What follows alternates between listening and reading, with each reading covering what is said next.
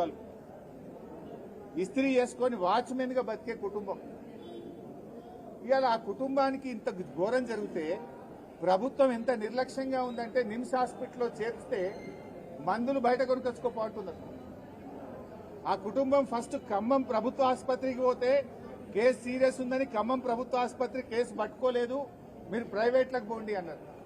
Private లో ఖమ్మంలో 2 ఆసుపత్రులు తిరిగిండ్రు, ఒకడ 40,000 ఖర్చు అయింది, ఇంకొకడ 30-40,000 ఖర్చు అయింది. మళ్లీ సీరియస్ అయితే విషయం అంతా బయటకు వస్తే నిమ్స్ ఆసుపత్రికి తీసుకొచ్చిండ్రు. ఈ నిమ్స్ ఆసుపత్రిలో మరి ఆ జిల్లాలో ఒక ఉప ముఖ్యమంత్రి ఉంటాడు, 2 మంత్రులు ఉంటారు. వాళ్ళ కుటుంబమేమో పొంగులేటి గారి నియోజకవర్గం కుటుంబం, వాళ్ళు ఉండేది, వాళ్ళ ఓటర్లేమో పొంగులేటి గారి నియోజకవర్గం. సంఘటన జరిగిందేమో తుమ్మల గారి నియోజకవర్గం. కానీ మంత్రుల పట్టింపు ఎట్లున్నదంటే, పేదల పట్ల ఈ ప్రభుత్వం బాధ్యత ఎట్లున్నదంటే, ఇగో ఈ మందులు బయట కొనుక్కొచ్చుకోమని రాసింది.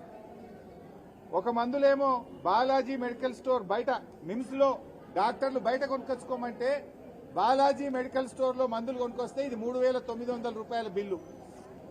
ఇంకొక బిల్లు బాలాజీ మెడికల్ స్టోర్ లో 2,350 రూపాయల బిల్లు. ఇంకొక బిల్లు ఇది 730 రూపాయల బిల్లు. అంటే ఈ ప్రభుత్వము ఆ చిన్న పాపకు వైద్యం ఇప్పియలేని ప్రభుత్వమా?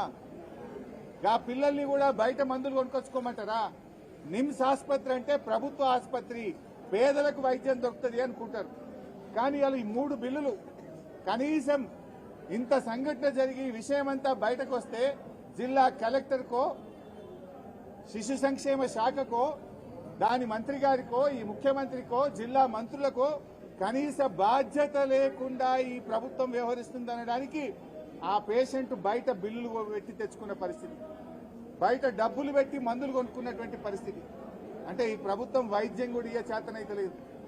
మేము వస్తే మాత్రం 100 మంది పోలీసు వాళ్ళు వచ్చి వీడికి, కానీ ఇక పేషెంట్ కు మందులు కొనిచ్చి ఇంత వైద్యం ఇప్పించే తెలివి లేదు. కానీ ప్రతిపక్షం వాళ్ళు వస్తే మేము మాకంటే ముందు పావు గంట ముందు మంత్రి గారు వచ్చిపోయినారు, మేము రాగానే 100 మంది పోలీసు వాళ్ళు వచ్చిండ్రు.